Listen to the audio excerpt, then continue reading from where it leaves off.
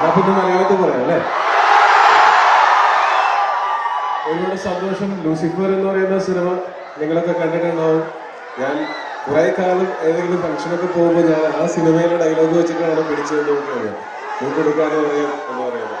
അപ്പൊ ആ സിനിമയിൽ വെറും നിസാര ദിവസങ്ങൾ ഷൂട്ട് ചെയ്ത നിസാര സീനുകളിലുള്ള പക്ഷെ അത്രയും ഇമ്പാക്ട്ഫുൾ ആയിട്ടുള്ള ഒരു ക്യാരക്ടറാണ് ആ സിനിമയിൽ എനിക്ക് ഉണ്ടായിരുന്നത്.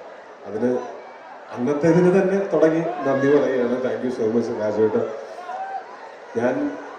ഞാൻ ജനിക്കുന്ന സമയത്ത് ലാലേട്ടൻ ഇവിടുത്തെ ഏറ്റവും വലിയ സൂപ്പർ സ്റ്റാറുകളാണ്.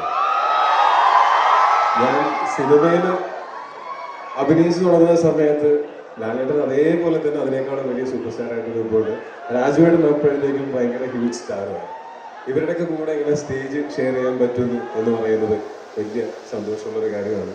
ഇവരുടെയൊക്കെ ഒപ്പം ഒരു സിനിമയിൽ, അതും ഇങ്ങനെ ഒരു പ്രസ്റ്റീജിയസ് ആയിട്ടുള്ള ഒരു സിനിമയിൽ അഭിനയിക്കാൻ പറ്റുന്നു എന്ന് പറയുന്നത് വലിയ സന്തോഷമാണ്.